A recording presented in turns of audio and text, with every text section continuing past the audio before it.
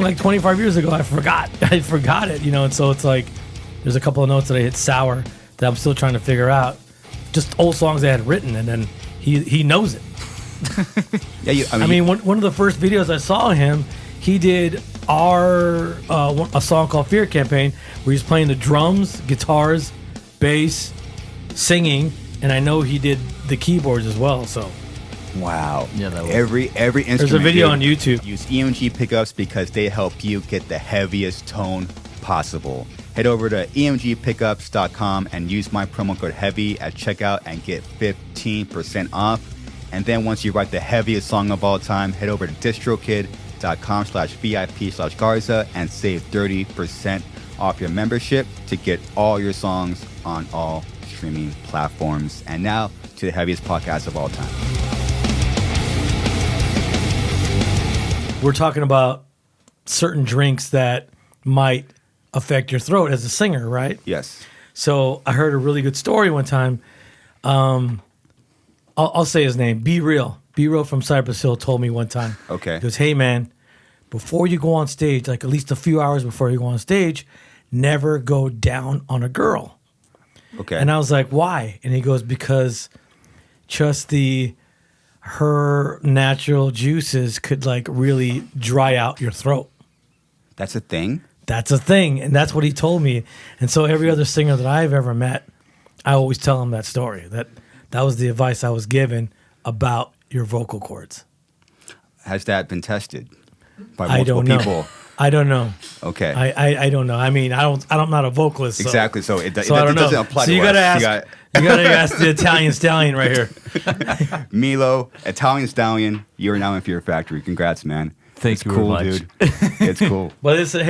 But before we get into everybody, can I introduce everybody? Of course. In the band? I would love that. That would make my job a lot But I'm easier. going to introduce them how I introduce them live. I saw that. It's cool. Oh, you seen that? Yeah, I've seen that. Oh, okay. Great. So we'll start with our drummer here. So he plays in a band called Havoc, right? Yes. All right. So our drummer, who is a wicked hard hitter, not just on the drums, but in bed too. Okay. From what we hear from the ladies. We also call him the Boston Basher because he's from fucking Boston. Yeah. Right? So he plays in a band called Havoc. Give it up for Mr. Pete Weber. Pete Weber, come on, baby. Thank you. Beautiful biceps, dude. Yeah. Oh, I would also say, stand up, show the ladies what you got. I would do that. And all the ladies will be like, ooh. You hear ladies in the crowd go, ooh. Oh, fuck. Yeah. See the double hand? Exactly. And then our vocalist here, he's got some very big shoes to fill, and he's doing a great job. Mm-hmm. Fresh off the boat from Rome, Italy. Right? I think only the second time he's been in America. The first time was to audition. Right? We used to, when I first met him, I used to call him the kid because he's much younger than me. And, he had big learning experience just coming over here to the United States. Yeah. But ever since he got his first taste of American pussy, we started calling him the Italian Stallion. So give it up for Mr. Milo Silvestro. Milo. Grazie. Oh, dude. I like the crowd noises in the back. Genius, dude. And so far we've done 56 shows together. How many tours? One and a half. One US. Two tours. One US, one South America. Yeah. And then the Milwaukee Metal Fest. So that's like 56 shows. Nice. So far. And right now we got another 50-something shows to go. Yeah, you're booked up for the rest of The rest of the year, yeah. We leave. And the next, too. Yeah. Oh, yeah. It's going to be some big touring coming up next year. Are you ready? Oh yeah, fuck yeah. You look ready. What was the timeline with the show at the Whiskey? Was that like Which one? The one we just did on Cinco de Mayo? That was right after the Static X tour. That was after, right? Yes, right after. It was. Okay. We had a sellout show at the Belasco in April, and then we decided to book another show right after that. So like a week and a half, 2 weeks later, we played the Whiskey on Cinco de Mayo.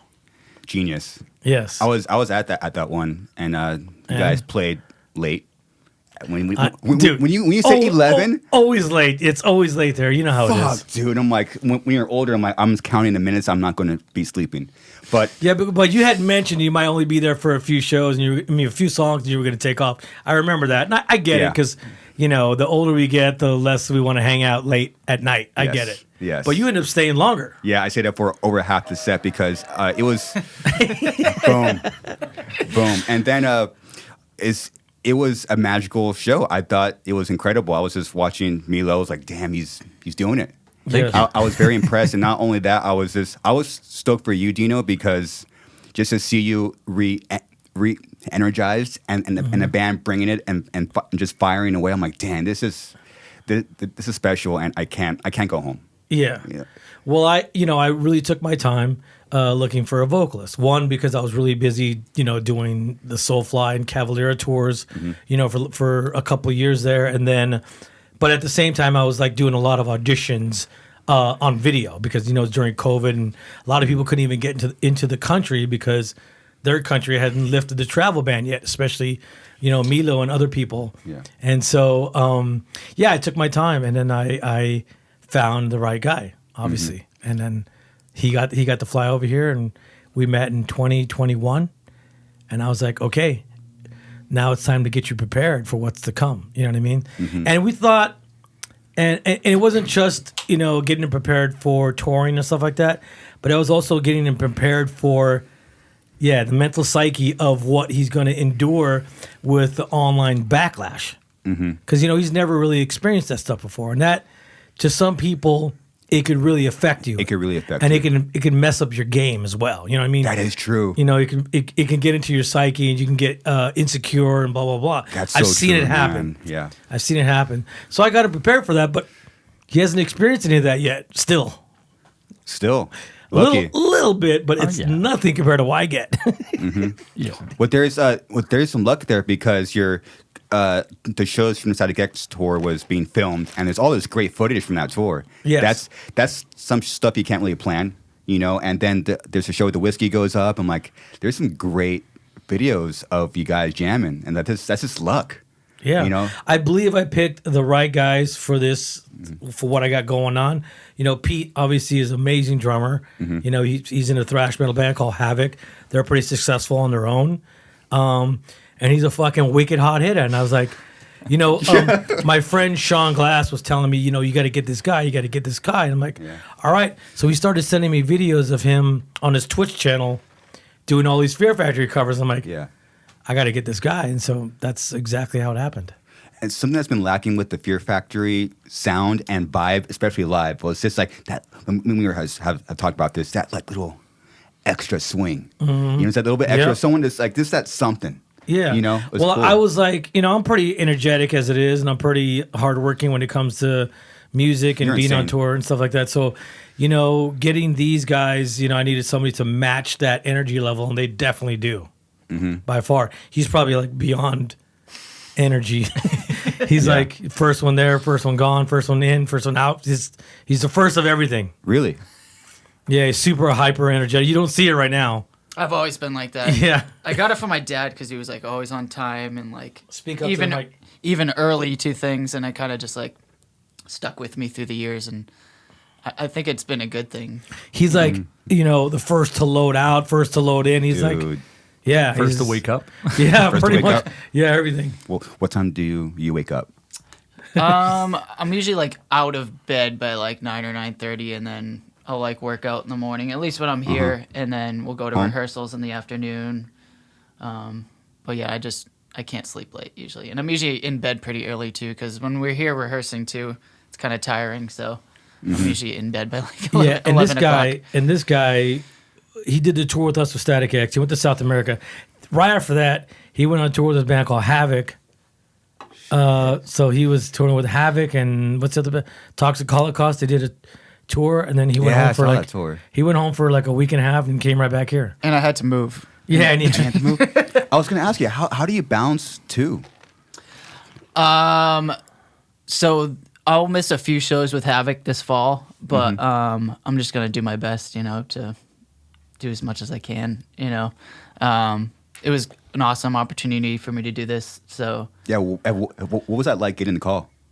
So originally, like you said, we were talking because of my Twitch show and stuff, and Mike Leon invited me out to a Soulfly show, and it was like the Static X tour I think was supposed to happen, and then ended up getting postponed. But Dino had asked me at that time, if I could do the job, and of course I was like, of course I could do it. I already know 15 songs just off my little show there, and and then it got postponed again. But we kept in contact through the couple years after that, and here we are. Yeah, because we originally booked the tour, and then COVID didn't open up. Because remember, we were only supposed to be shut down for like 3 months or something like that. Yeah. That's what they told us, the CDC, whatever.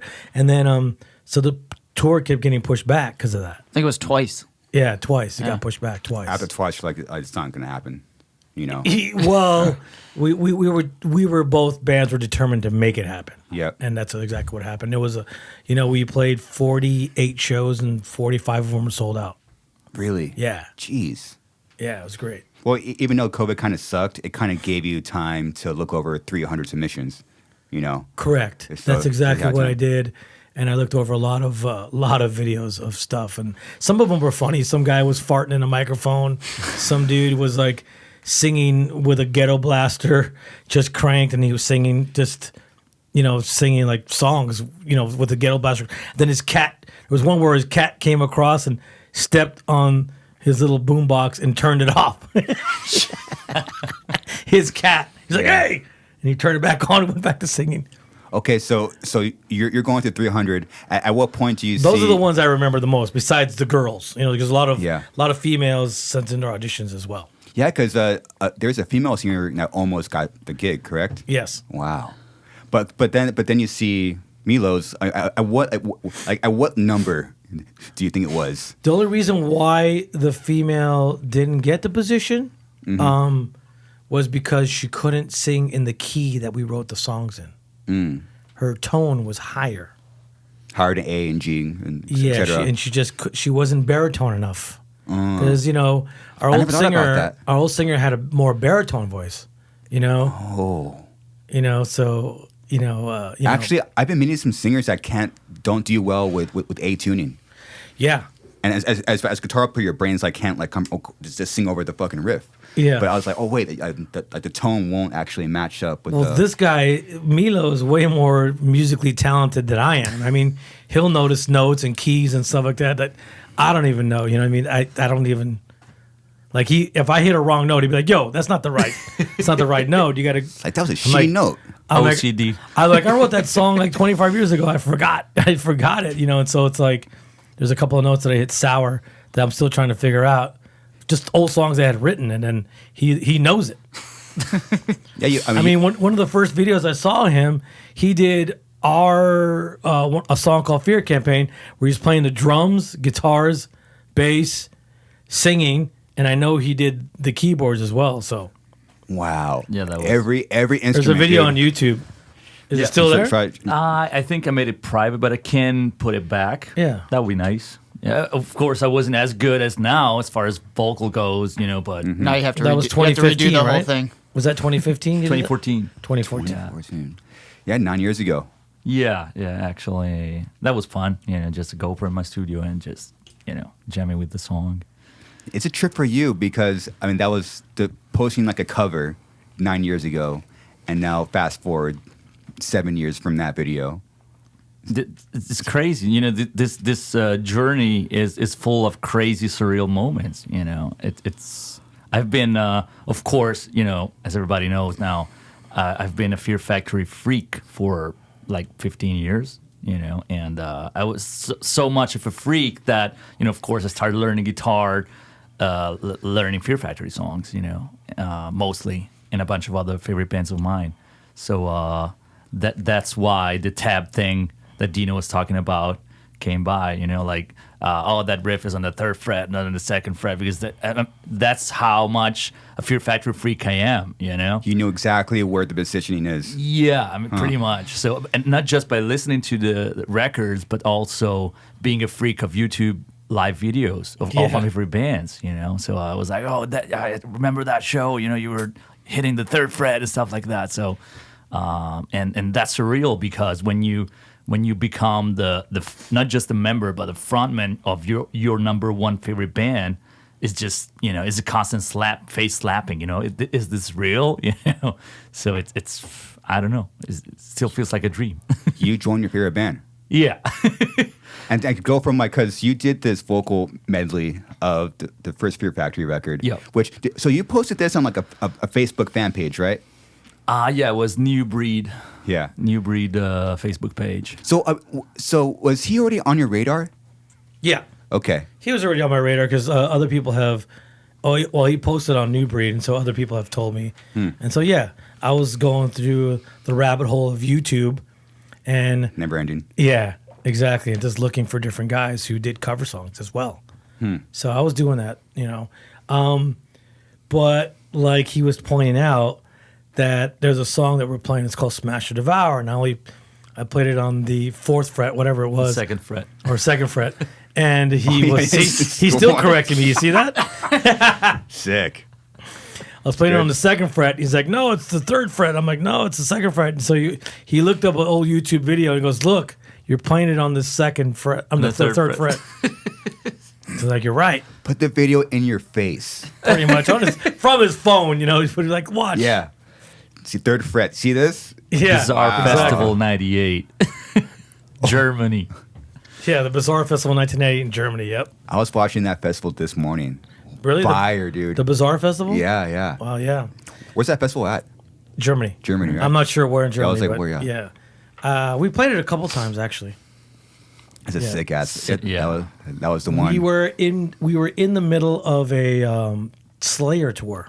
Wow. And we didn't do 2 shows. We flew straight to Germany to do that festival because it was a big festival at the time. Yeah. And it was more alternative bands. Like it wasn't like, Wacken where it's all metal bands. No, it was more different bands, type of bands.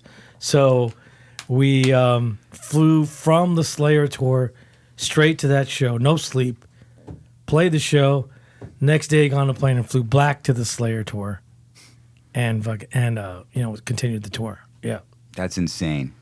When you leave a Slayer tour to go to... Yeah, we missed a another couple shows. Wow. There you go. That's it right there. 98? 98. I think it says 98. Does it say 98 on it? Should be 98. Yeah. 98. 98. Boom.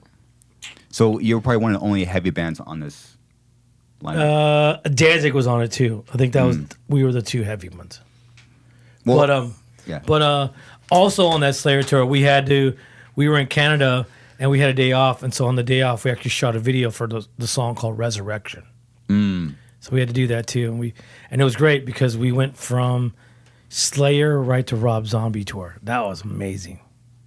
Fuck, Rob dude. Zombie was on his first record, so he was still living that White Zombie because they had put a successful record out just before that. Yeah. Rob's White Zombie did. What was it called? Astro Creep 2000. Big album for them, huge tours. So he did his solo record right after that, and we were playing in front of pack houses, like in front of 4,000 or 5,000 people. That might have been one of his first tours. Then, if it's because the first record just drops, it's probably one of his. It was one of his first tours, yeah, as a solo artist. Yeah, as a solo. Yeah.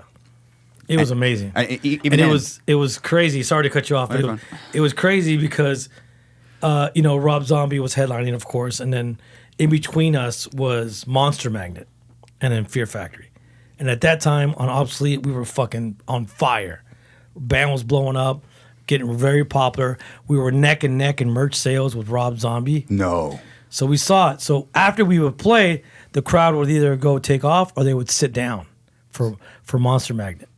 Sit down? Sit down. That's so. I would rather people leave. That's so disrespectful. They didn't. They just leave to go get drinks or whatever. Yeah, right? oh, yeah, but- merch. But they would sit down, Dude, that would kill me, dude. and these are like general admission places where there's no seats. Fuck. Right? Or seats further back. So we were seeing all this stuff. So we Is actually this it? asked. We went to Rob Zombie's production people. Right? Mm-hmm. We actually spoke to Rob Zombie himself. Said, "Look, dude, Monster Mag's getting killed every night. Maybe you should put them first. We should flip flop."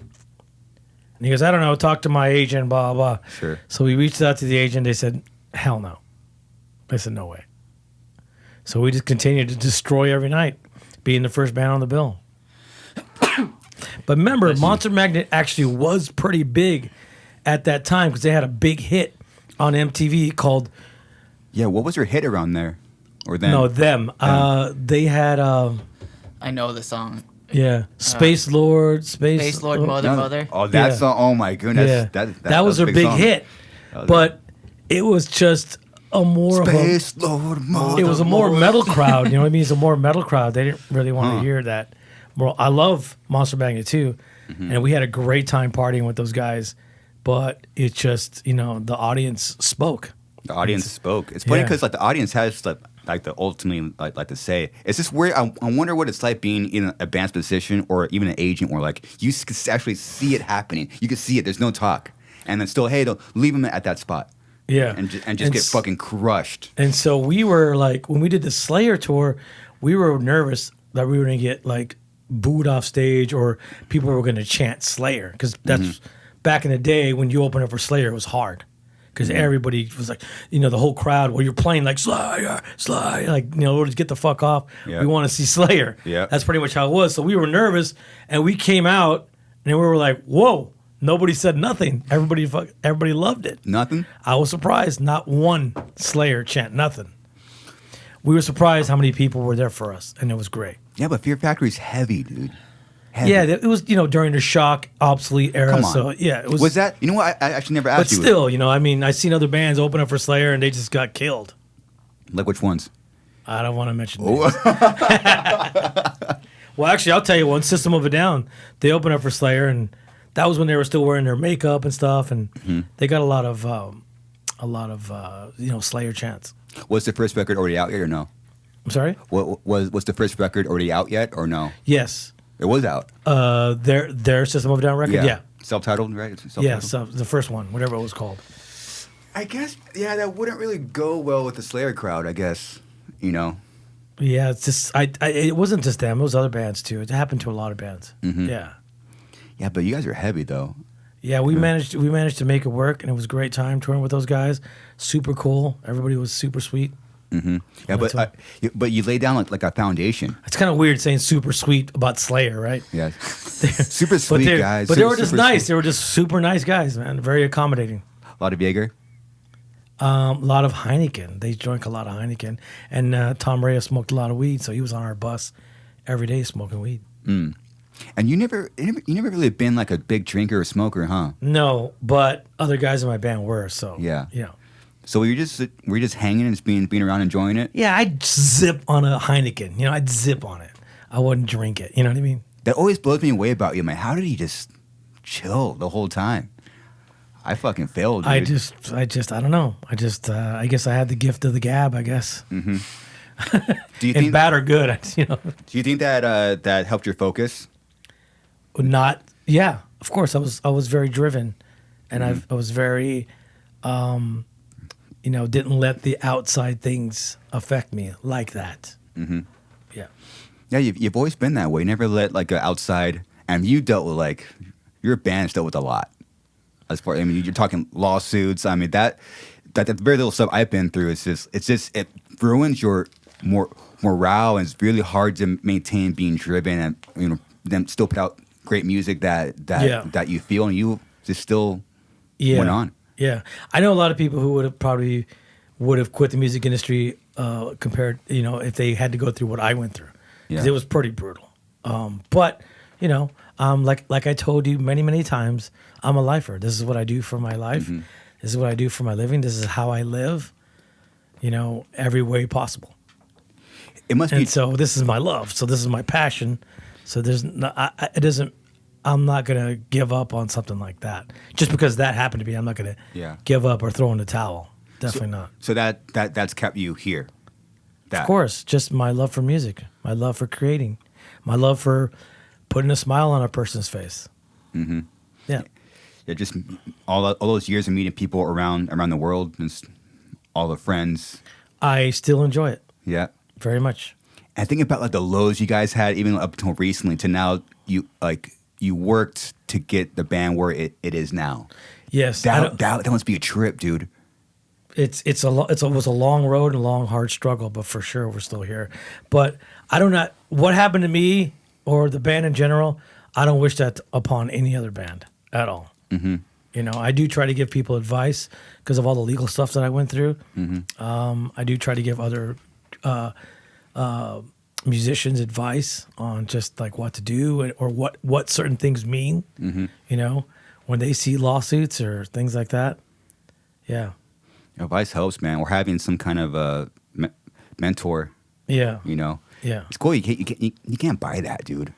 You lived it. The band was in a lawsuit. I told you this on the first episode that we did. That the band was in a lawsuit. The first record. That's fucked up. With the producer. Yeah. Oh yeah. Well, it was the record called Concrete. Yeah. You know, it was with Ross Robinson. Unfortunately, he was. Yeah. You know, he's a friend. A friend now, right? A friend now. Yeah. Okay. Cool. But yeah, that happened to us. That was like, welcome to the music industry. Welcome. Yeah. Welcome. When was the first time, just out of curiosity, and then we'll move forward. When was the first time you read a contract? 1990. Ooh, good question. 1989. Also, you were already pretty okay. You're not like exactly just letting everything, just people making choices. If you remember, I had another band called Brujeria. Yes. And so we were doing little contracts here and there with little record companies, putting out 7 inches and stuff like that. Yeah. All right, cool. I read my first contract about 2 years ago. Are you serious? I'm very serious. Yeah. Wow.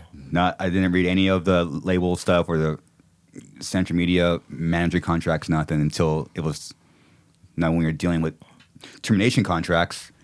Oh wait, what did that first one say? Oh, there's a fucking sunset clause. Oh, what's a sunset clause? Oh wait, I'm fucked for this many years. Yep. 35. I'm 37 now, and you were already early 20s. Yeah, you can see me right there in the sarape on the right. Yeah, that's it right there. You just right there. That looks scary, dude. And all the way on the top, that's Billy Gould with a hat on the top. No, to the left. To the left with the white. Yeah, right there. It's Billy Gould from Faith No More. Isn't it what you call a poncho? That thing poncho. Sarape. Yeah, you can call it poncho, whatever. Oh, so they're the same thing. Yeah, pretty much. Oh, I never knew that. Yeah. I never learned Spanish. It's kind of embarrassing. That's right. You're Mexican. Yeah, I know. My parents never taught me, man. But I will. Love your parents. Thank you. Well, nice people. Well, now there's apps now. I'm trying to get a language learning app. My parents never taught me. There you go. But yeah. So it's been a very, very learning experience for me. You know, just having to. You know, I've always been curious. So when, when the contracts came and where certain things came to sign certain deals, I was all about it. I wanted to read it. I wanted to learn it as much as I could. Yeah. That's some advice I wish I got back in the day. Man. I was lucky that I met a lot of people in the music industry before I had a band, before I had a real band. Who'd you meet? I met a girl named Laura Porter. Okay. I met Diana Cass, Melissa Dragic. All these people worked for different major record companies. And I was really good friends with them, and they gave me a lot of advice. It seems it worked. Yeah. Thank God, definitely. man. And Laura Porter was a girl who was helping us out in the beginning. Rest in peace. She passed away a few years ago. She really guided us on, what to look out for, and she was one who advised us on this Ross Robinson contract. She's like, we need to take it to a real lawyer, and so that's what we did. And the lawyer's like, you're not gonna own anything if you sign this contract. So we didn't sign it. Just from that, and just being curious, and that made me even more curious. Like, what am I getting myself into? Am I giving everything away? What do I got to do? So I started asking the lawyer a lot of questions, like, what does this mean? What does this mean? What does that mean? And you just learn along the way. And of course, contracts have changed a lot in the years. Yeah. Lot. Still changing. Yes, still changing. And there's definitely still behind. Yeah. Yep. Nowadays, record companies take your money from your YouTube, from different Streams, yeah.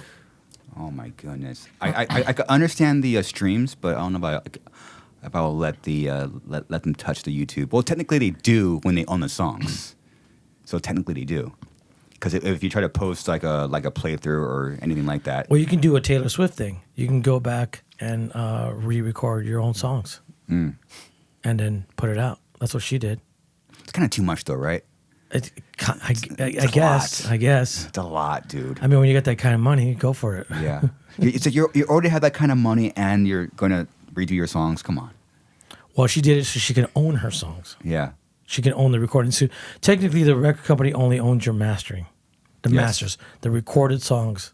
Those recorded songs. Yes. That's what they own. But if you go re-record it and don't use anything from those master tapes, go re-record it, you can collect the money off that. But how does that apply to live songs? Because I'll try to post something, us playing live. I was doing some experiments where, okay, so you get the song, okay, fucking, you're gonna post,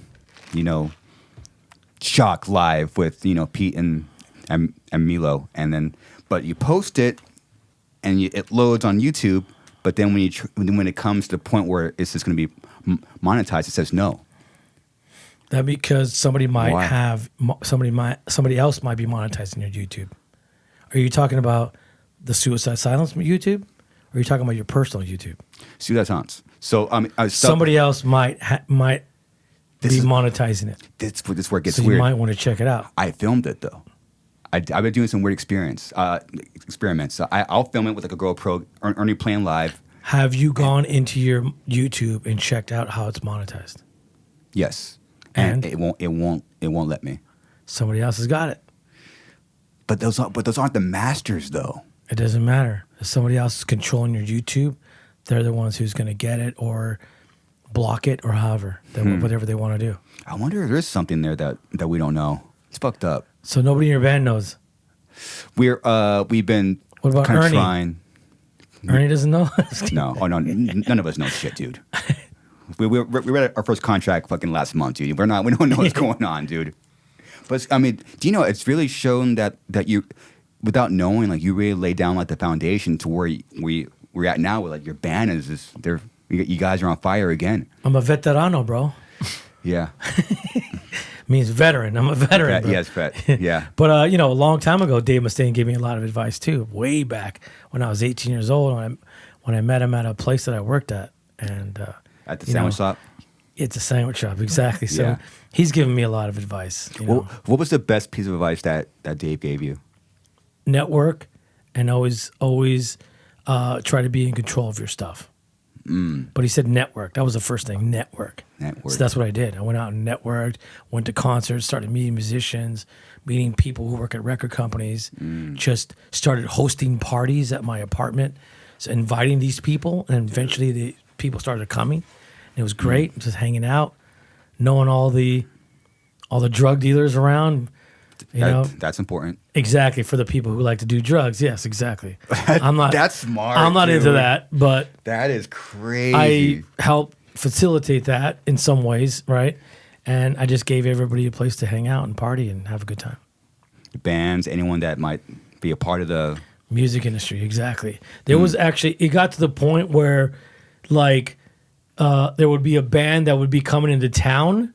Or maybe a couple of guys from bands would come into town because they had to do maybe publicity, a publicity tour, They had to come into LA for interviews and stuff like that.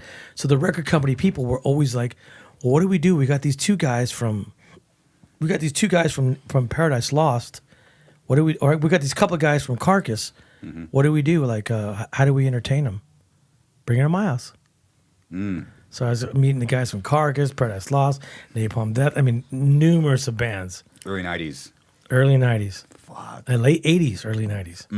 Devin Townsend, when he was in Steve Vai's band, just all kinds of people coming over my apartment. Shannon Hoon from Blind Melon, everybody from Slayer, Sepultura, Napalm Death, everybody was at my apartment at one point. What the fuck? Yeah. That is crazy. Just partying, having a good time. And I would be the DJ. What would you play?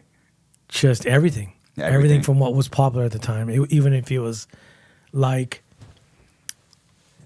I mean, everything from like early, like stuff that was coming out of the Manchester scene. Mm-hmm. I didn't play metal because you had metal guys that they don't always want to hear metal. They just want to hear something different. Yeah. So I would play different stuff. Mm-hmm. That was cool. Yeah. That was it. Dino, that is so smart, dude. Just have people come by. And you have like this endless knowledge and inspiration around you. Yeah, and so that's what Dave was saying. It's a network, and so that's what I was like. Okay, network. That's what that. Okay, that's how I did it. Well, you're also a doer. So when Fear Factory did our first demo, I was shopping it around already. I was going to meet. I already knew everybody. I didn't know the owners of the label, but I knew the people who worked there. So I connected with them to introduce me to the owners and then play them our tape. And we got turned down by everybody. You got turned down? Yeah. Everybody? Pretty much. What? Even Roadrunner turned us down in the beginning. Damn. Yeah. And then That's crazy. Those are the 2 demos right there, early demos. That's the cover. So yeah, they turned us down, and it wasn't until the Ross Robinson demo that we did, our album, that we got a lot of attention because I played it for Max from Sepultura. He heard it. He told Monty, and Monty was like, "Yeah, I already turned that band down. No, you have to hear new demo. It's good. New demo's great. You have to hear it." And so Monty's like, "Okay." And so Monty called me up. He's like, "Max is telling me about this demo. What's going on?" It's a great I'm impression. like, "Well, here you go." And so and that was how we got signed, pretty much. Did you get discouraged when was it, man, everyone just said no to me? What the fuck am I going to do now? No, I didn't get discouraged at all. I was like, okay, we need to get better. We need to go back and make better demos, better songs, better recordings, blah blah blah. Mm-hmm. How much did Ross Robinson help you kind of shape the sound? I would say 0. Really, it's just like he basically just helped get it onto sounding good. Yeah, Especially with what you guys were doing at the time. He tracked us, and he did create a vibe for our singer a little bit, And I think he was still learning as well. He was still learning as it was going, compared to what he did a few years later when he did the Korn stuff. So it was still a learning process for him. We were probably maybe the second band he might have recorded. Second or third band maybe at that time. That's pretty crazy, dude. Yeah, there might be something I'm missing. I mean, he did one of my demos of another band back in '87. No. Yeah. Then he did, obviously, his Detente record. Detente? Oh, Detente, yeah. Yeah. And then he might have did something else, and then he did us. How long have you known Ross? Since I was like 18 or 19, something like that. I didn't know that it went into the 80s. We were young. We were young. Kids. We were roommates for a while. Yeah. I knew the whole family. We'd go to his house. He lived in Barstow, California.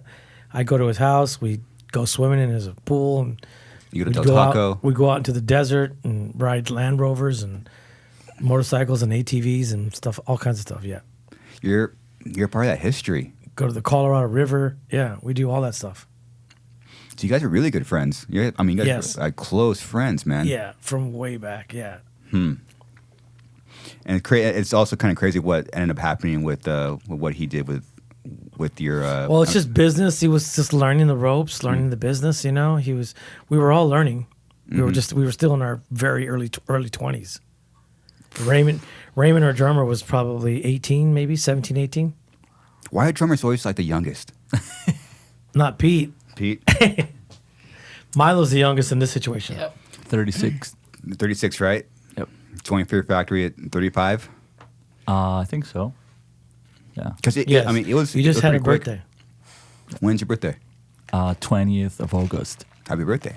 Thank you. That's sick. What you guys do? Were you here? No, I was still in Rome. Oh, With wow. my family and friends, yeah. Are you still living out there, or what's? Technically, yeah. I mean, I want to keep living there because I have my parents, I have my friends, my pets. So, but it feels good. I'm really digging this new lifestyle where I get to spend like 2 or 3 months home in Rome and 3-4 more months in here with the band and touring.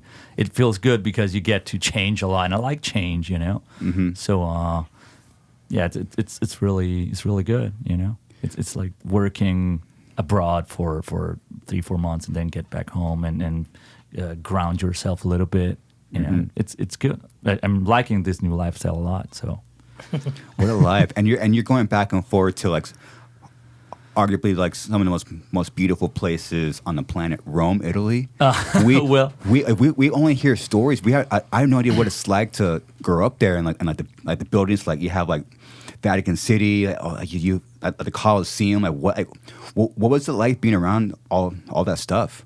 Well, I mean, I may sound biased, but I think it's one of the most beautiful places on the world for sure. I mean, we get used to that. So I don't live very close to the Colosseum and the historic area, but it's like 20 minutes driving, 30 maybe. I live That's more on the close. coast because Rome is on the sea, basically. So I live in the coast area.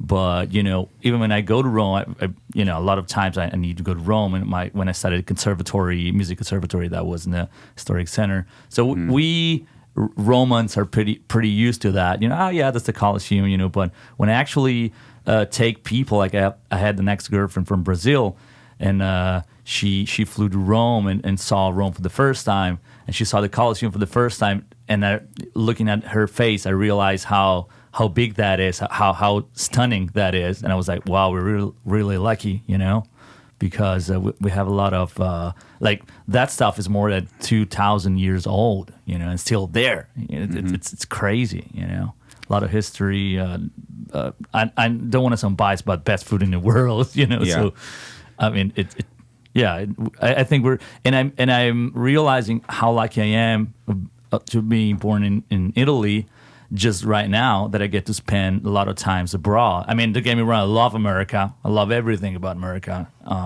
But, I think it's pretty much the same for each one of us. We get to spend a lot of time abroad, then we realize how lucky we are, because I'm sure every country has got his beauty, in every aspect. So, because we Italians tend to complain a lot about, this is a shitty country, blah, blah, blah. Italians are fucking, Americans are fucking cool, Yeah. Germans are fucking cool, but Italians are, but, then when, I never been like super proud of being Italian, but now I'm starting to be somewhat, kind of, proud of being Roman and being Italian, because that, when you're abroad, it's cool. You are the black sheep, So in a way, so it's kind of even like cooking pasta for the guys in general. It makes you feel. It's good It makes pasta. you feel like, I can do something. Like in Italy, it's everyone can do that. Bad or good, but everyone can do that. So it's not a big deal. But here's like you feel like you're important somehow. You can do something good. So, Yeah, we also have it's by like a few blocks from my house, we have an Italian market. So he's there all the time buying coffee. Pinocchio. And, it's called Pinocchio's, and he's buying coffee and I don't know what pastas and sauce and all kinds of stuff. Yeah, ingredients to make all to make us pasta. Yeah, and I make these guys tacos. Sick. He makes the pasta, I make the tacos. We're still waiting for Pete. Pete makes the drinks, actually. That's true. He makes the drinks. What do you make? Well, on the last tour, I was making jalapeno margaritas. Oh, fuck. Yeah, I was bartending during the. That sounds great. Yeah, I was bartending during the pandemic for a couple years, so got a little shaker skills going on. So hooked the guys up. Jalapeno margaritas. Yeah, so he made some margaritas one time. I think it was the first time he made margaritas. Was it Nebraska? Lincoln, yep. Yeah, we had a day off. And so there was another band called Twisted that was parked in front of us.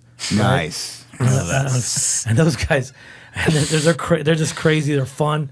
Great guys to hang out with, fun. But he made margaritas and everybody got fucked up. Yeah, And so everybody of was on top of the bandwagon. They were on Dancing. top. And there was a guy, he was probably like 6'5", pushing a good at least 400 pounds. He was on top. And he couldn't get down. Oh no. He fell off the Yeah, he hood. basically slid down from the front. Luckily, he didn't put any dents or break the windshield. Yeah, but he even slid break the down from the windshield. front. Boom! It fell in this big old puddle of. It could have been pee because we were dumping toilets water right there, So it could have been pee, and he was just all wet, and it was fucking just a hilarious moment because everybody's wasted on his margaritas. Were they doubles or what's going on? I have a heavy hand, so probably. Shot. In He's the a quarter hot shot. hitter with a heavy hand. Look at that. I put my drinks so I play my drums, dude. Yeah, exactly. Yeah, how's it been for you, Pete, joining the band? It's been awesome. Yeah. So yeah, like I said, I've done about 60 shows or so, and feeling good and more comfortable as time goes on, playing the songs and stuff. So. You look comfortable. Yeah, Doing it. yeah. It's And cool. like I said, too, I knew a good 10, 15 songs before we even came out. So I even saw Fear Factory in 98 on the Obsolete tour back in Massachusetts. My dad dropped me off, me and my buddy. So I've been familiar with the band for, a long time. And like I said, just cool to get the opportunity. And How old were you when you seen us? I was about 13 or 14. How do you feel, man? Wait a minute, which album? Which It album? was Obsolete tour. Holy shit! That was Yeah. It was 98, so I was 25 years ago. 13 turning 14. 25 years ago, 1998. That's right, 25. it's astonishing that. So that you you're were still here. 13, 14? Yep. And it was cool because the last Static tour, that was like kind of the same lineup of that tour that I saw 25 years Yeah, ago. because it was Fear Factory, Static X, System of a Down. Yeah. No. No. Who else? No, that's a different tour. It's a different one. Head PE, Yeah. Okay. This. Oh yeah, there you go. Okay, Spineshank. this is the tour. But there you go, I'm there surprised. you I'm go. surprised Jared didn't mention this tour. Yeah. Because this was a really great tour. Jared, if you don't remember, now I'm gonna remind you. It was a sick tour. It was. I took all my friends' bands on tour. So it was Fear Factory, headlining, System of a Down, Head PE, Static X, Spineshank. That's a lineup, Sold every show, sold out. Every show. dude. Every band's a fucking headliner, dude. And it was amazing. It was amazing. The first week was the first few days was a little tense because everybody didn't, so many bands, and just trying to organize every band was a little hard. We had to have a little powwow meeting, right? To saying, hey, this is how it's going to run, this is how it's going to Yeah. work, blah, blah, blah. Because there was so many bands, and everybody was setting up their drum sets on the floor playing, and the crew's trying to work and get the sound check, and everybody's like, BC from Head P was playing drums and Oh stuff. wow. And my brother goes, because my brother was doing drum teching for us. My brother was like, yo, calm down. This ain't Guitar Center. And him and BC were like this is like the first few days. They're like ready to throw down. And we're like, yeah. Everybody's like breaking it up. And it was like, and then next thing you know, they became best friends. It always happens, right? Yeah. Yeah. So it was great. A little bit of tension, but after But the tour fucking was smooth, and it was fucking amazing after that. It was perfect. dude, I would die after that tour from all the partying. I believe that was Head PE's first record. Or maybe the second. This is 1999. So they're still on their first record, Yeah, right? it's still the first. Yeah. System's on their first record still. It sounds like it took System a while to kind of get off their feet. Yeah. Static X was on their first record. Their first record might not even come out yet. Just Damn. about to drop. Spineshank was on their first or second record, or first record. Yeah. I'm surprised you were even able to get that lineup like a thing. Just asked everybody, made it work. Everybody was from California. Everyone was from California, but you know how it is. Like just trying to book a package, it seems like impossible. You guys have been doing great with packages. Thank you. Suicides, you guys are always linked up with the right bands, Thank you. which has actually, I think, helped you in the last couple years. It actually helped you It has. to sustain where you're at, which is really good. Which is Yeah, what lucky. I've been doing, which is what I'm doing now as the band's going through our rebuilding process. I'm starting to link up, with Static X, Lacuna Coil, Yeah. and I almost said the next band, but I can't say it yet. Yeah. Yeah. Sick. Yeah, I can't say it yet. I was like, oh yeah, come on, Dino. Give it to me. I'm just kidding. But yeah, it's great. And what was kind of odd about Fear Factory, which I think you actually mentioned it like last month, like you weren't really a part of like a subgenre. No. So and you kind of mentioned maybe it might have hurt you, or maybe you don't. So when you're rebuilding these, so we're in like a rebuilding phase. Who do you tour with? Yeah, we were in a kind of an awkward position in a way, because, we didn't know if we fit with extreme bands or new metal bands or whatever, right? We were just kind of like had our own lane kind of going for a minute. Yeah. Right? Like when our first record came out, Soul of a New Machine, we were put in the death metal bin at the record stores. A lot of people listening to this podcast probably don't even know what a record store is or a CD is. You know what I mean? Sad. There used to be places where you could go to the store and buy vinyl, cassettes, and CDs, and everything was listed as categories. So the categories. Yeah, dude. so we were listed under death metal on the first record. So that's where we were at.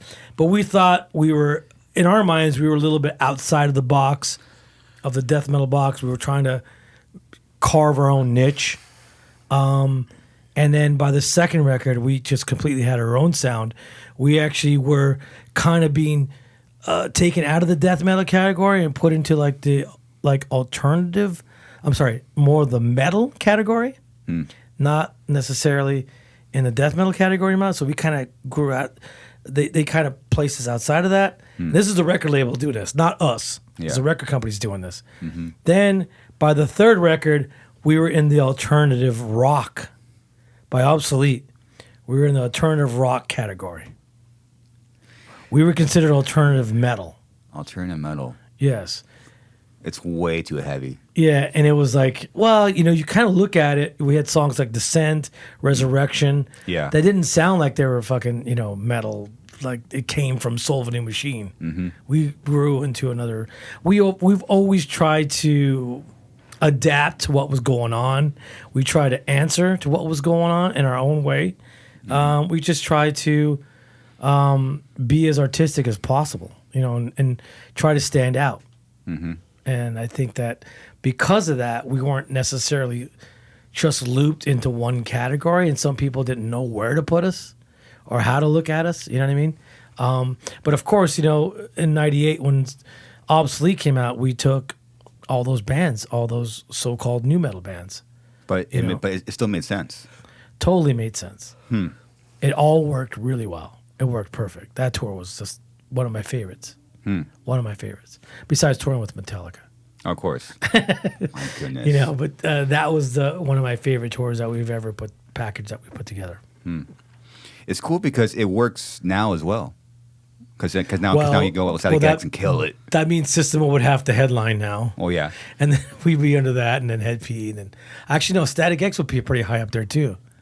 Because their first record sold 1 million copies. So they sold a lot of records. Damn, when you have a platinum record or a gold record, I can't imagine. Like, we just missed that era, dude, of, like, just selling it just sold. Well, you guys kind of combined a little bit of that era. I mean, you guys were definitely, some of your riffs were very much influenced by the new metal riffs, but you guys just made it heavy as fuck. Of course. Yeah. You stole stuff from Cannibal Corpse, stole stuff from Korn, stole stuff from you, and kind of put it all into one thing. Yeah. Heavy Eating and Spineshanks, just kind of all put it in one. It's made it heavy as fuck. Yeah. Yeah. And now we have a term for it. What do you call it? What do you call it? I guess it's called deathcore, right? But at the time, that word didn't exist. So I was curious, what, because people didn't put a term or a word to Fear Factory, but they kind of expressed that in a different way. It was okay, where are we going to put this fucking CD? I think the category. I think deathcore kind of came from obviously death metal and core being hardcore because because bands like you guys put breakdowns. A lot of hardcore, like Orange County Throwdown hardcore. Yeah. But before that, early breakdowns that I heard, the first, even before Dying Fetus or all those other bands, was Suffocation. Yeah.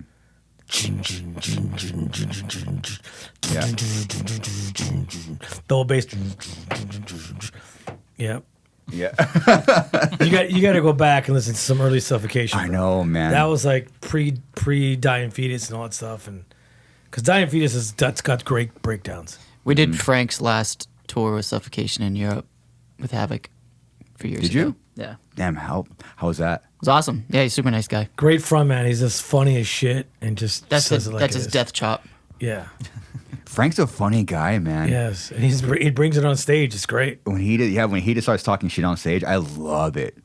Fucking kill somebody in that fucking East Coast accent. God, Yes. it's fucking badass. Man. Terrence is awesome too. And so Yeah. you guys were just like all breakdown in the beginning, like blast beat, just go into breakdowns. Yeah, I guess we had on accident like having those two extreme dynamics go from a blast beat to out of nowhere this over the top breakdown. Yeah. And it's kept doing it again and again. There was a Great. band that called themselves Ghetto Grind. They were called Enemy.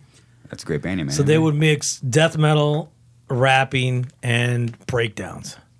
Wow. What year was this? Not that they still exist. Enemy? NME, yeah. Wait, MME. N is in Nancy, M is in metal. Oh, And E is in shit. Oh yeah, Ernie. Okay. This is a band I never jammed, ever. But I And see. they call themselves Ghetto Grind because sometimes they throw a little bit of rapping in between. Dude, they open up a show for us. Check this out. They open up a show for us, and in front of the kick drum, they put, back in the day when you had rims, and in the middle of the rims, it would spin. On the kick drum. So they had a 22-inch rim that was in front of the kick drum, and it would spin. Two of them. That is sick, Ghetto Grind.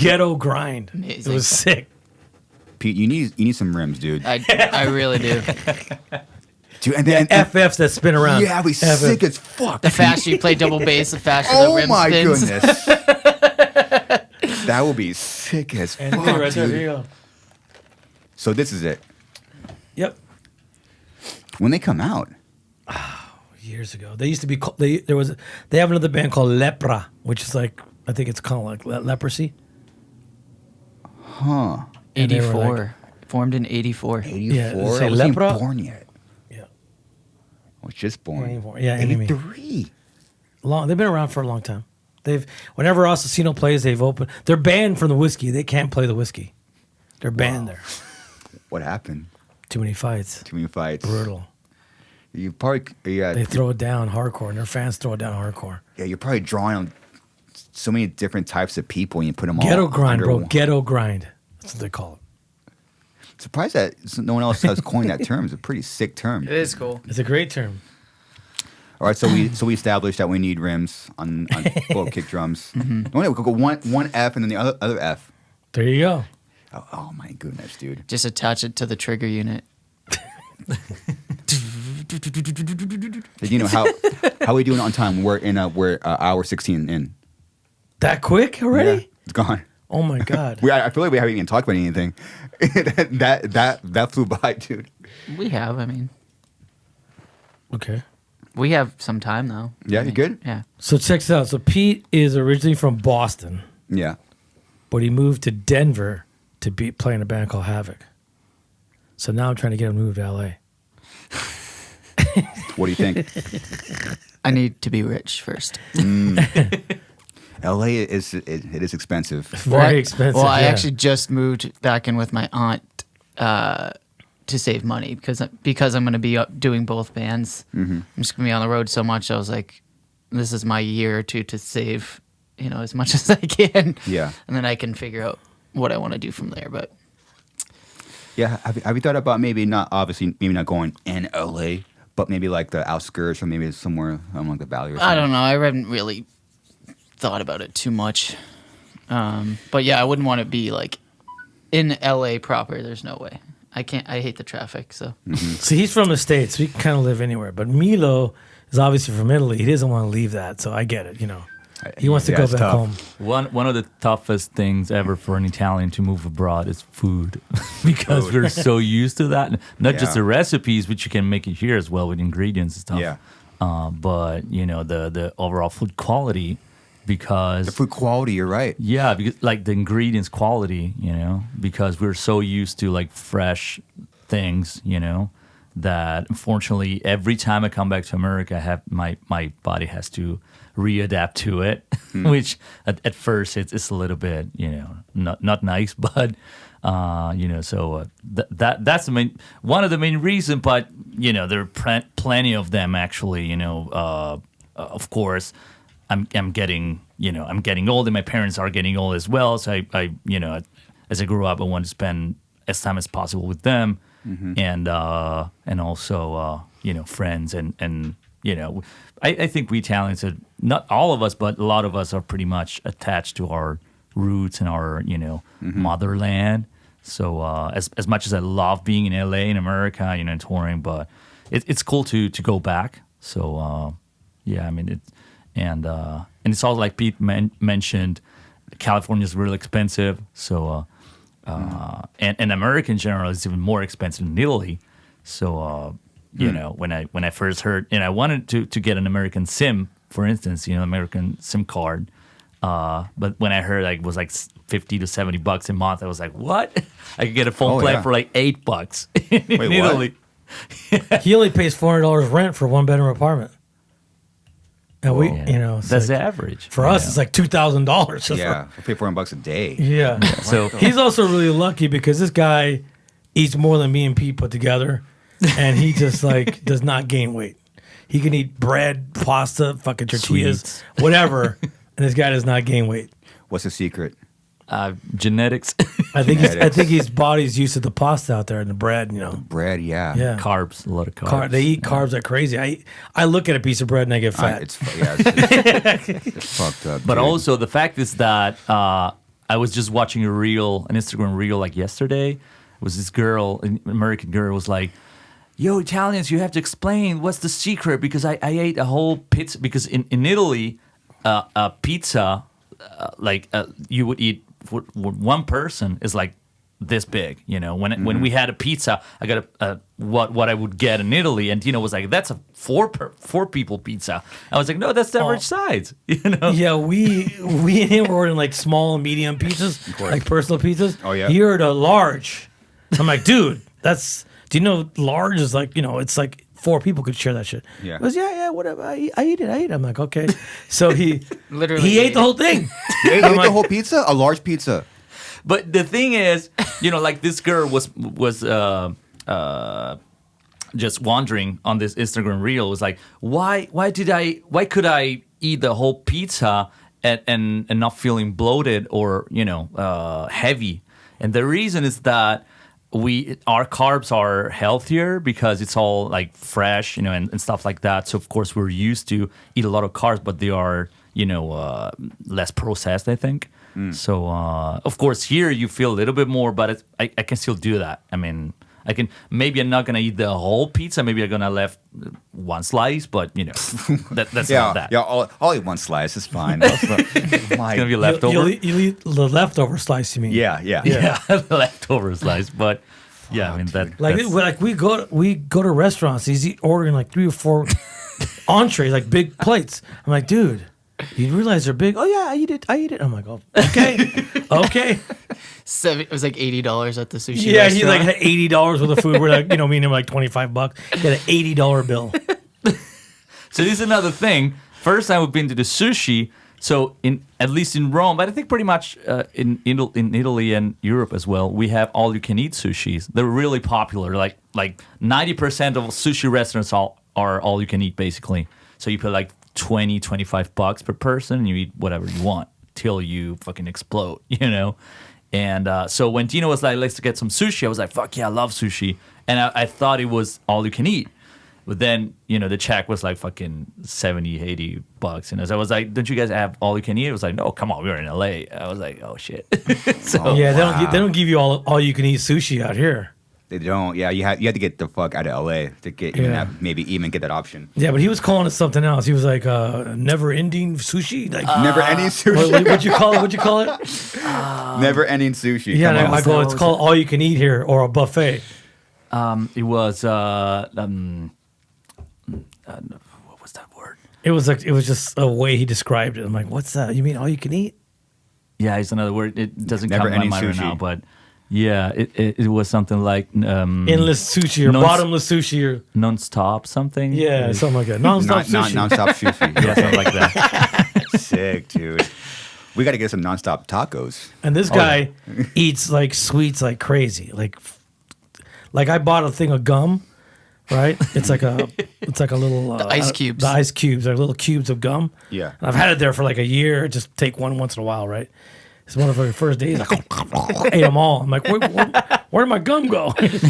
And I'll replace it, and then he replaces it, and then he eats that one. Oh wow, that's sick. What will drummers burn? He's got a sweet tooth. Yeah, he's just constantly burning. Yeah. Yep. It's like, well, how do you think I do these double kicks? Dino, you fuck. I need Gummy bears. Yeah. gummy bears too. Oh yeah, love them. What's your favorite candy? Probably those Haribos or the Lifesaver gummies. Haribos? Yeah, like that German company that does the gummy bears. Oh, okay. Yeah. What is that? That looks like a little. Is it a little bear? Or Little is it- bears. Yeah, those are probably my favorite. I see these. I'm like, who eats these? Drummers do, right? I sure do, for sure. Oh no. We had one of his buddies bring a whole basket, and it was just all sweets. Yeah. So on my Twitch show, I would just snack on stuff, and it normally would be the same stuff like beef jerky or these fruit snacks or things like that. And one of my Twitch moderators is basically someone who kind of helps me control the channel and the chat and stuff. But they brought me an entire bowl full of just snacks and all sorts of stuff, and yeah, it was a lot. But it was awesome. How big can my triceps get? Yeah. Play that. That's sick. You got to be careful with those, though. You eat too many of those, it's not nice on your stomach. No, fuck that, dude. Yeah. Make you feel like shit. Yeah. I love candy too, but you got to stop at some point. Yes. Yep. So they both live with me while they're here. Mm-hmm. So that's why I know all these little things like that, because he's constantly eating. I'm surprised he don't got none right now in his pocket. I know, you're right. we took out all the snacks. Well, we had those muffins. Blueberry muffins out there. I'm okay. This guy's all about the muffins and the croissants. I love muffins. Well, we have we have your writer out there. So Wow. Because I'm in the morning making chorizo or whatever, and he's like, oh no, I want the croissant, the muffin, whatever. I need something sweet with the coffee. Yeah. In Italy, the typical Italian breakfast is sweet. It's cappuccino with a croissant, which we call cornetto. It's basically like a croissant, and or either croissant or biscuits, with a lot of biscuits in our cappuccino or espresso or whatever. So, and then Pete's more like just eating cereal with his hand, like. Oh my god, dude. I miss eating cereal for breakfast. No, not with milk. I'll eat it dry. Puts it in a cup, eat it dry, like. That's all your the time.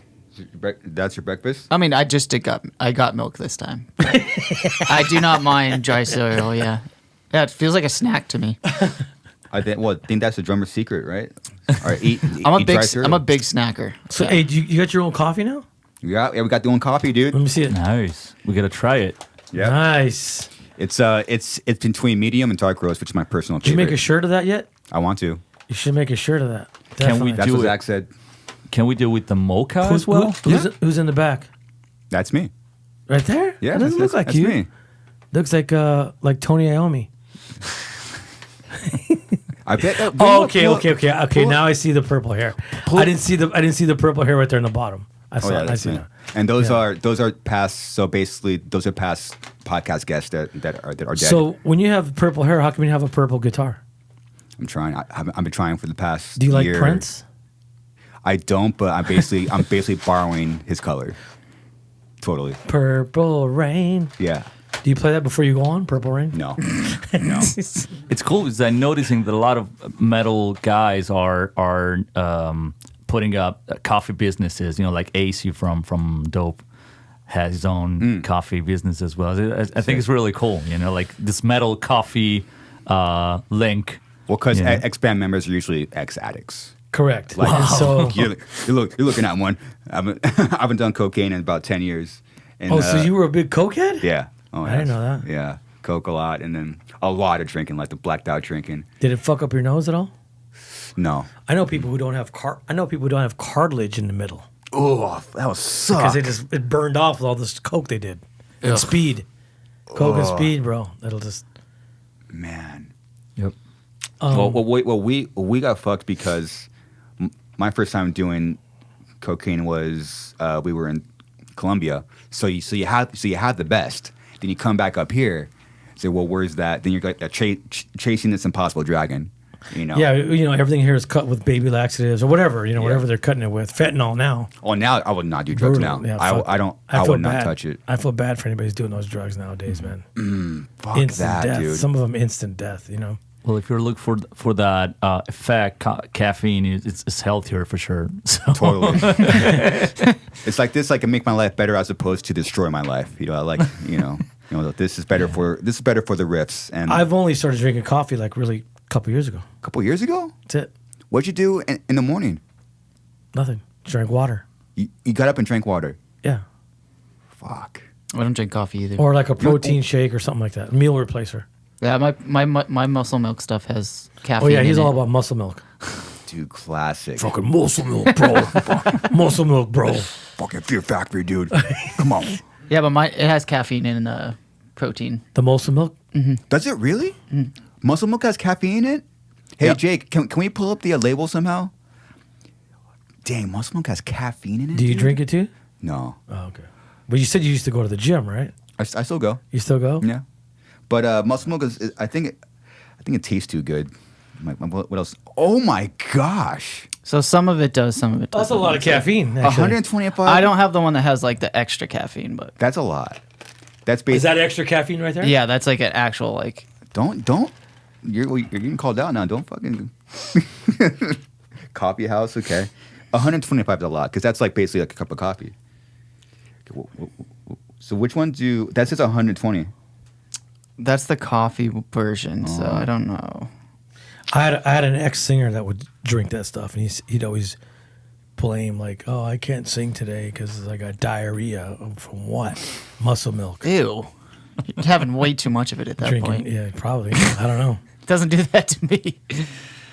That's because you got all the candy blocking, all the jelly, That's true. all the gummies blocking.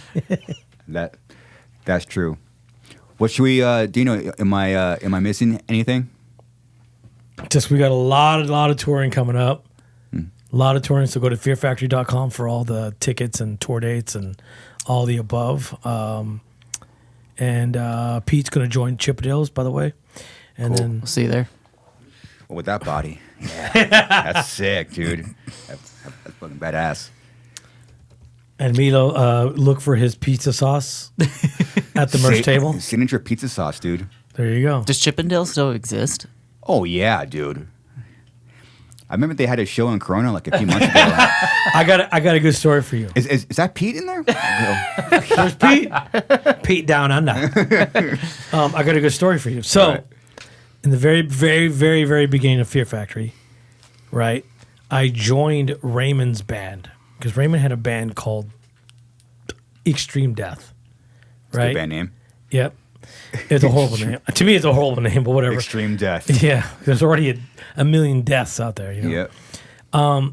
And we had this singer for a minute. I wanted to join Raymond's band because the band I was in, I quit because I saw Raymond play drums. I go, I need to play with that guy. I need to play with that guy. That guy he's got the feet. So I need to jam with him. So Raymond goes, well, you can join I'm not going to leave my band, but you can join my band because we need a guitar player. So I'm like, okay. So I joined his band for like a week, right? Until his singer came in one day and he goes, guys, I can't sing in the band anymore. And I was like, well, what's going on? He goes, well, I got a really good job with Chippendales. Oh, God. So he was dancing with Chippendales, bro. That's amazing. And in the back of my mind, I was going, yes. Oh. Because You could steal them now. I could take Raymond and fucking make a band. And that's exactly what we did. So I got the singer already. And so I got Bert and I brought him into the band. Chippendales helped start Fear Factory. They sure did. They did. I never looked at it that way. We uncovered something so historic in new metal and metal. Wow, Chippendales started Fear Factory. Chippendales helped create Fear Factory. There you go. That's the best That's scene. me right there, and that's Pete. Oh my goodness. Fear Factory, sponsored by. Chris Farley was one of my favorite comedians, man. Oh, By yeah. far. What a legendary comedian, dude. Legendary. There's nobody like him. Nobody. But John Candy. John Candy was similar. Yeah. John Candy, who's that? I never He does like he did those like vacation movies and Planes, stuff. Trains, and Automobiles. Planes, Trains, and Automobiles. That's before. Oh, okay, got it. He was in the Blues Brothers, Yeah. right? Yeah, I had to see a picture. Yep. He did. He always. I always liked those ones where he did like summer vacations with his families too. It's not. There's another guy that does it. Chris too. Farley was more an extreme version of John Candy because John Candy didn't do Uncle Buck. Yeah. physical comedy. Yeah. Whereas Chris Farley would land on a table and just destroy it. You know what I mean?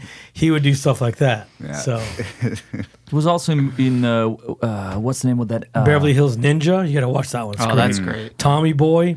Tommy you know, Boy's great. What's the name Black of Sheep. A lot of movies. What's the name of the director that did Spaceball? John Candy was in that one. Yeah. I can't remember the director. George Brooks. Mel Brooks. Mel Brooks. Mel Brooks. Mel Yeah, Brooks. I I think know. he was in a lot of movies by Mel Brooks. Love Maybe. those movies though. Maybe.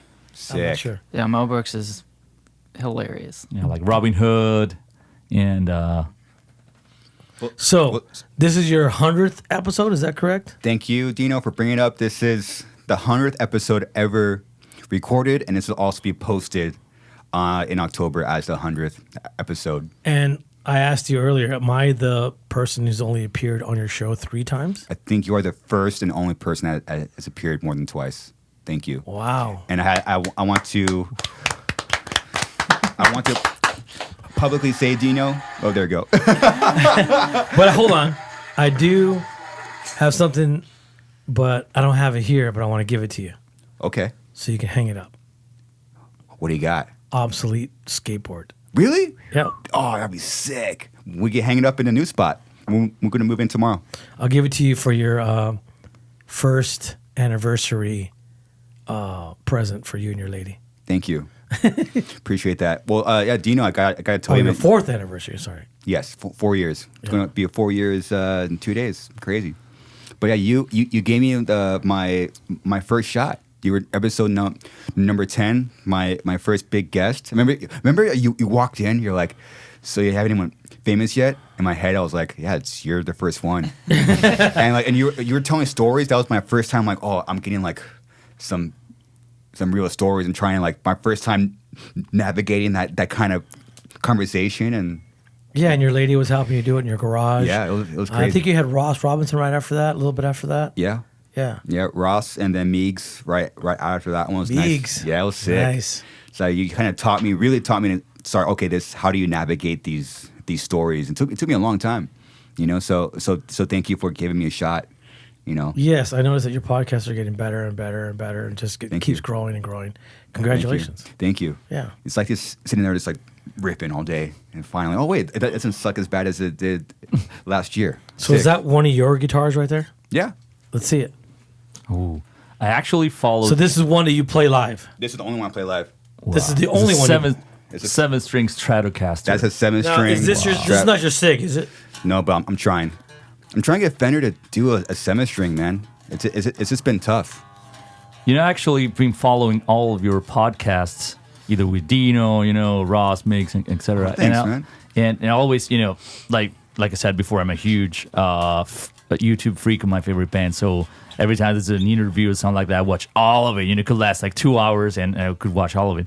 So, and I was always looking at that guitar. I was like, 1, 2, 3, 4, 5, 6. Is it 7-string Stratocaster? Oh my god, that's awesome. I think it's still new to people. People look at it and go, oh, that can't be a 7, and then they assume it's a 6-string. Yeah, right. Yeah, I mean, it's crazy. is that I was wondering, is that a custom made or do They don't put this out. No, It's not out. I'm trying hard.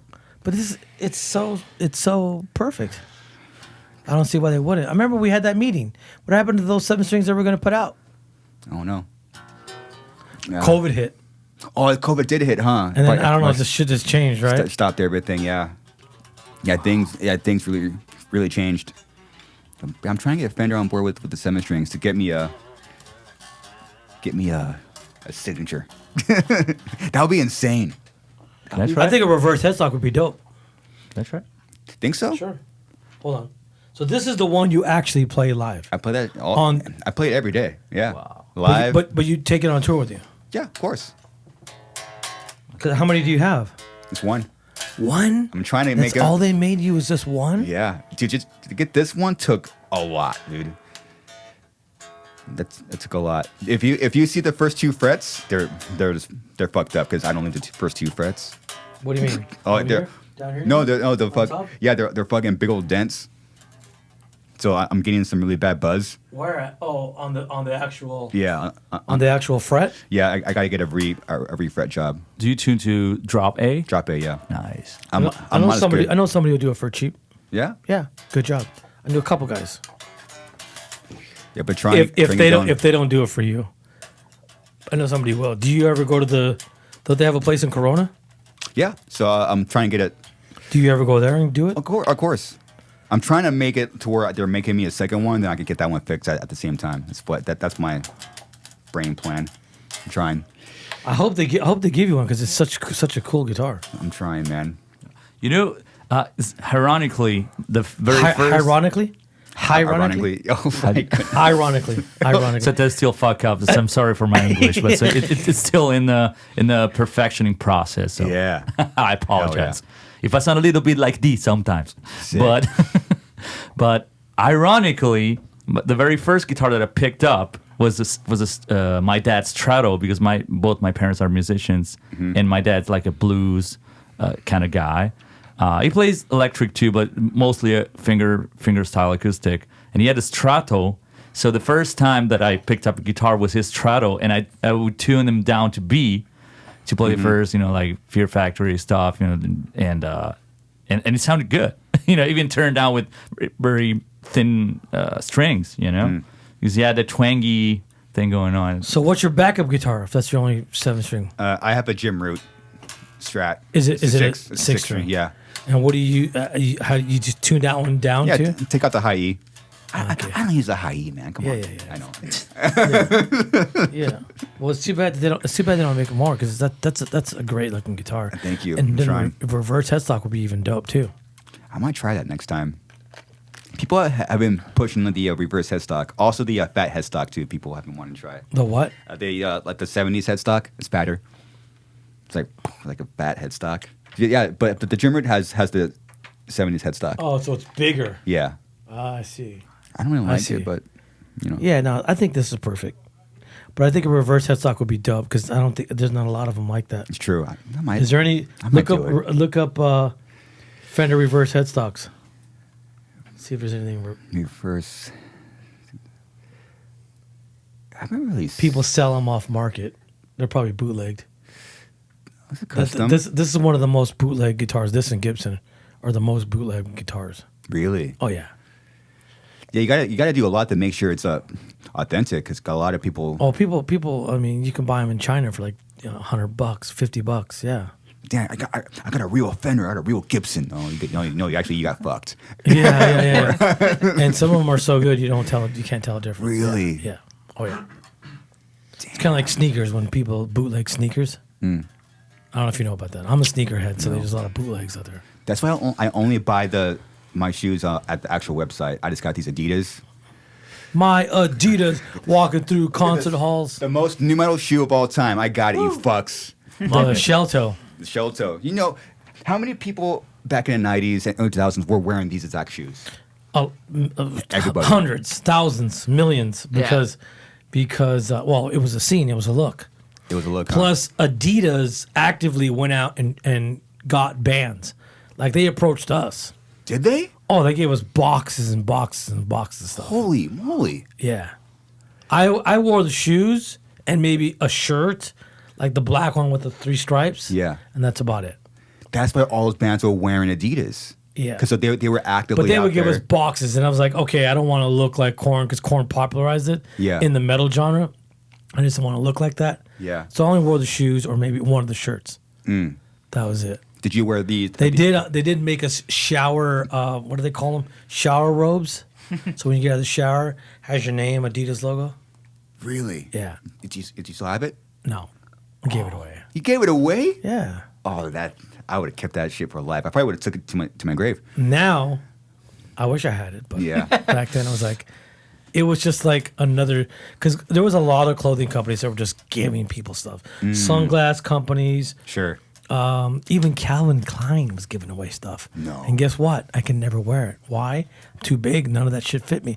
Calvin Klein was more for skinny guys like you guys, you know? Mm-hmm. I couldn't wear it. They didn't make no double X and 3X, and they didn't make shit like that. So all I could wear is like glasses, and that's about it.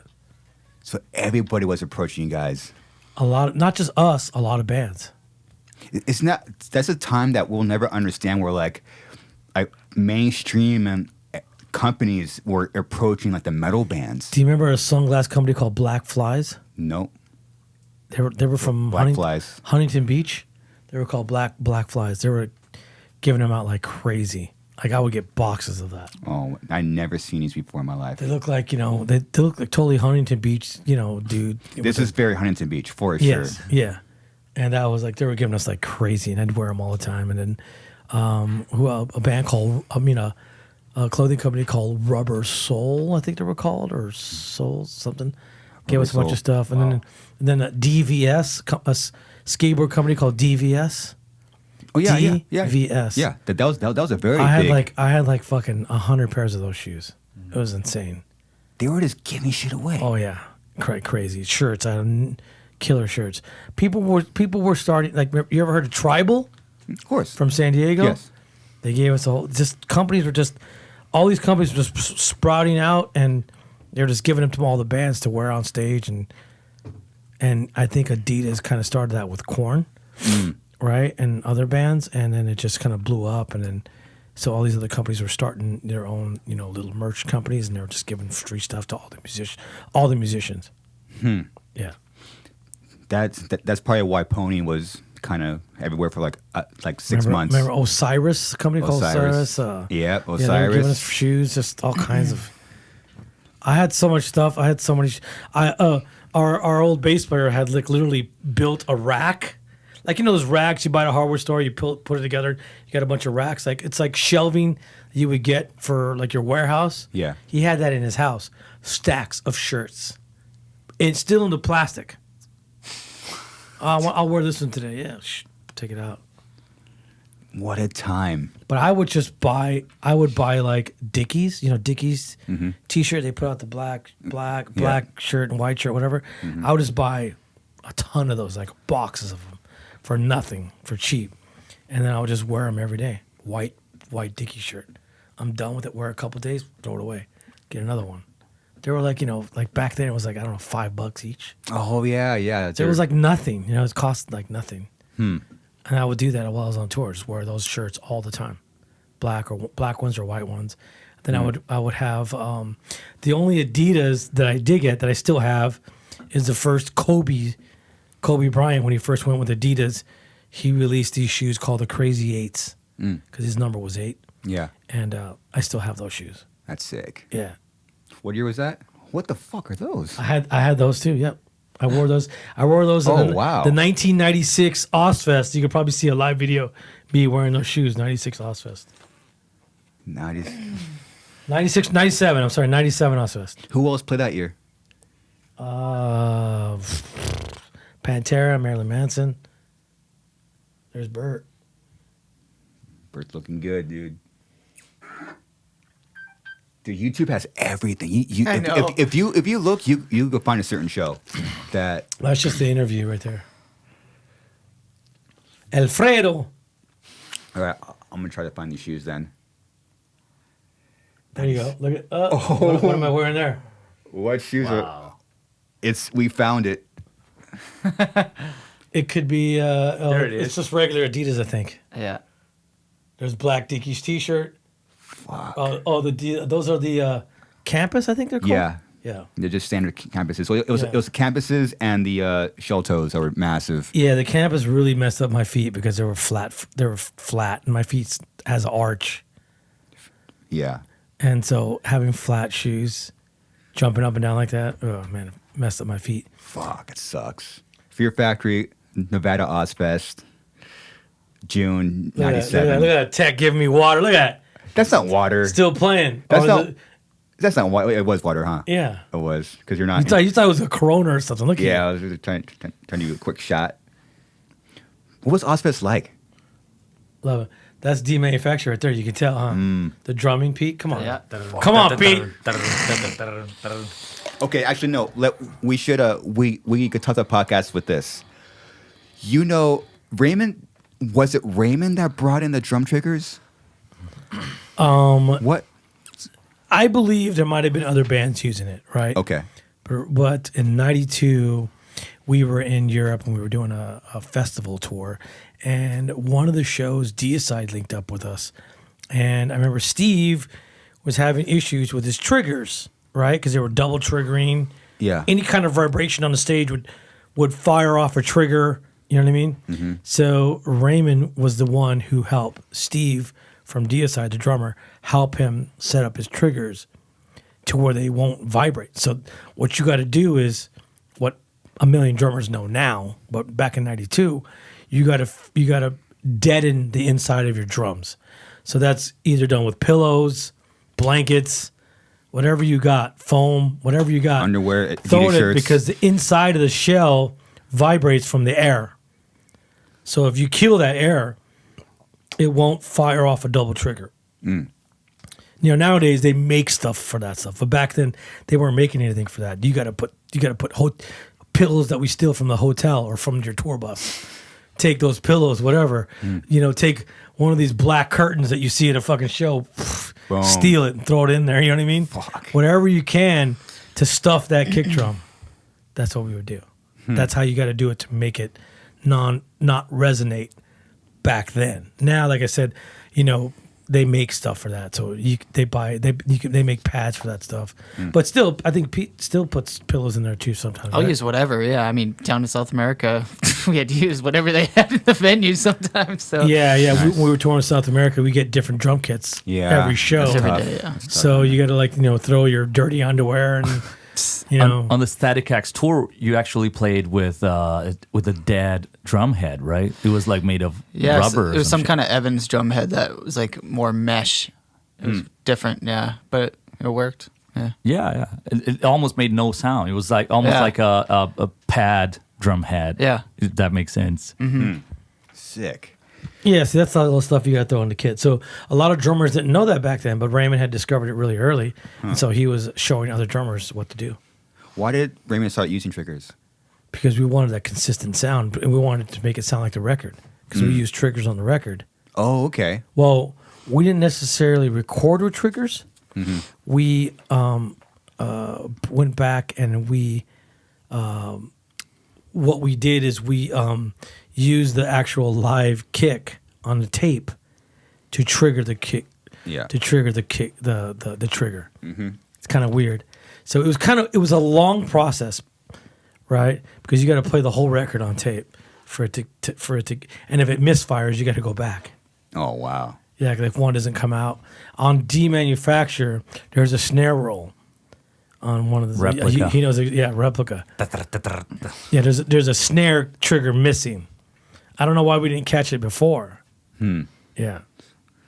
Well, we should have had Milo there to be, hey, there's a missing snare.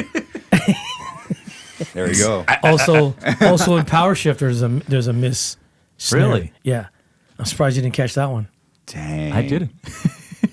Got lucky. Who were some of the first drummers that were using triggers?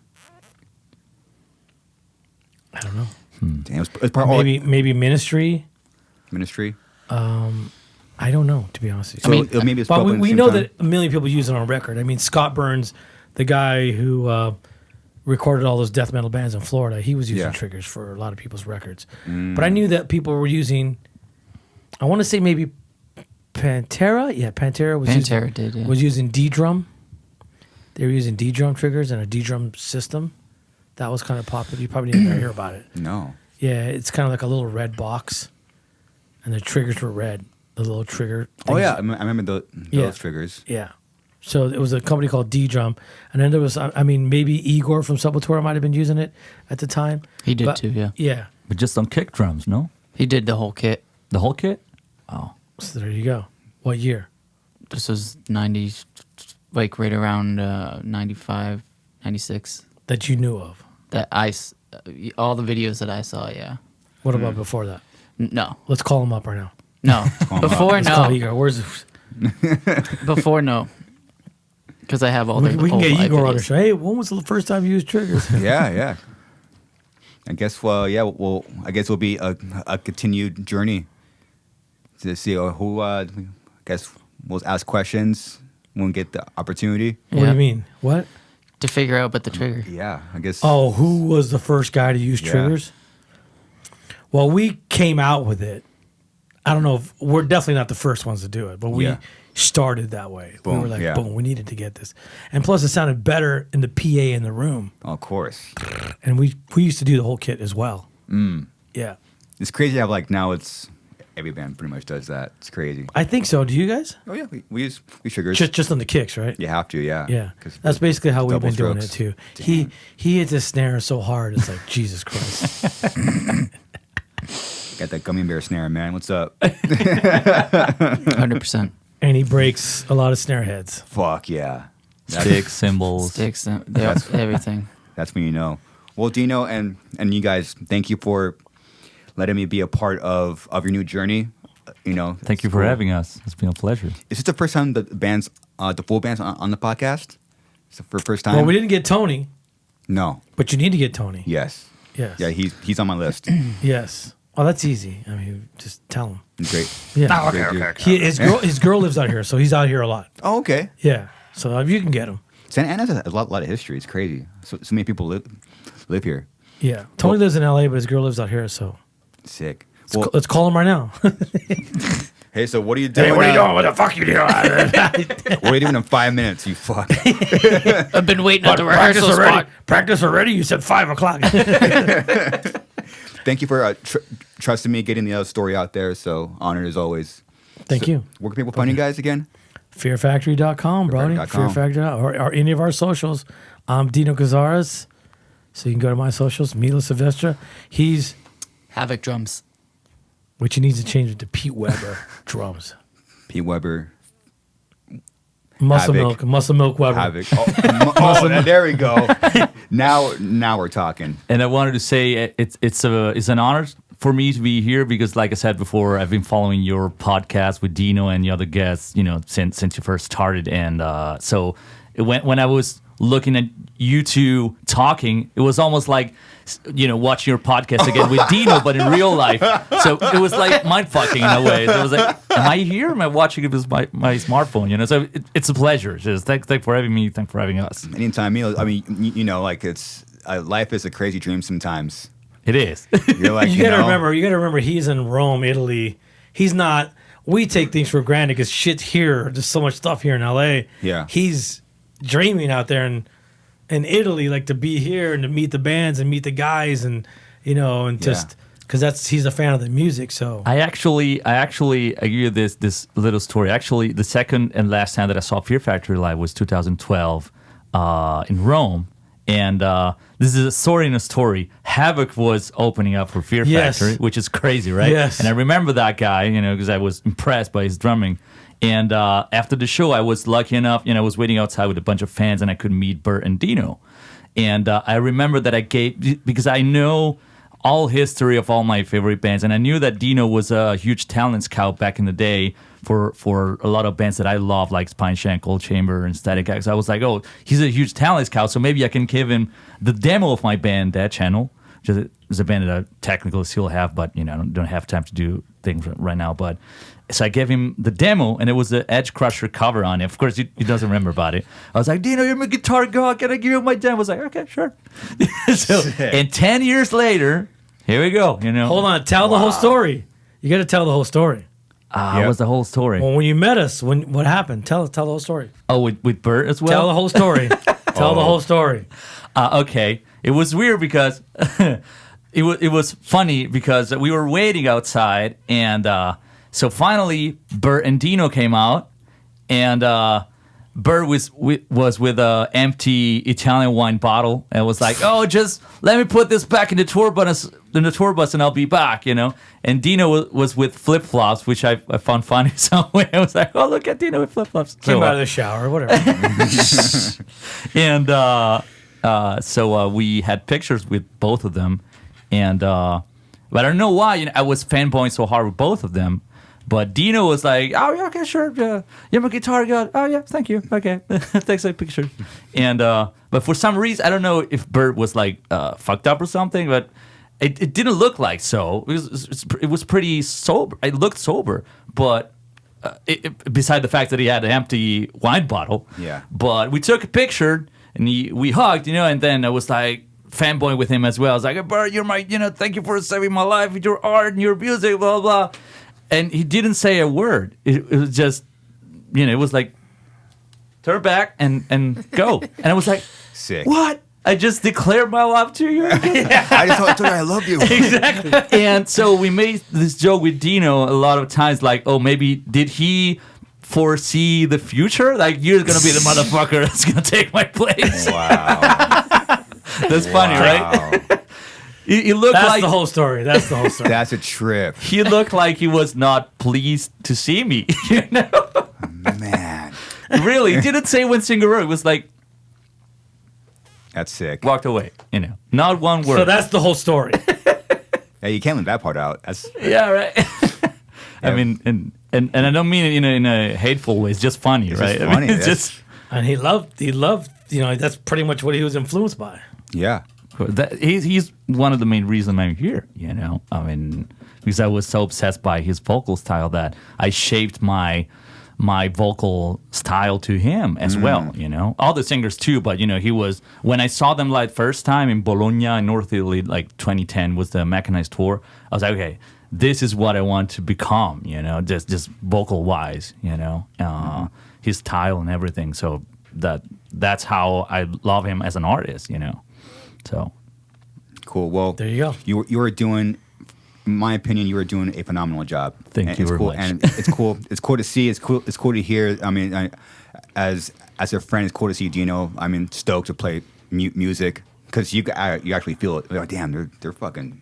They're on fire right now. It's sick. It's Yeah. cool. And knowing like the whole backstory, I'm like, damn. After all that shit, still, and to kind of get back that love, it gives me, that inspires me and gives me hope to keep going, no matter what. Exactly. No matter what. Well, I want to say this. I love those guys. I've been loving those guys since forever. And beside the fact that that's cliche, but their music literally saved my life. So I owe these guys more than everything. So I'm proud of having the torch passed to me, and I'm proud of being part of the team that's gonna carry on the legacy, the vocal legacy, Dino's legacy, So I'm all of us are willing to do that in the best way possible. So we're working so hard to do that. So Even Pete. Doing the most work. That is true, right? Yeah, drummers do the most work. Pete, Milo, Dino, appreciate Thank you you. guys. Thank Thanks, you. man. Thank you for very having much. us. All right, everyone. That's it. Later.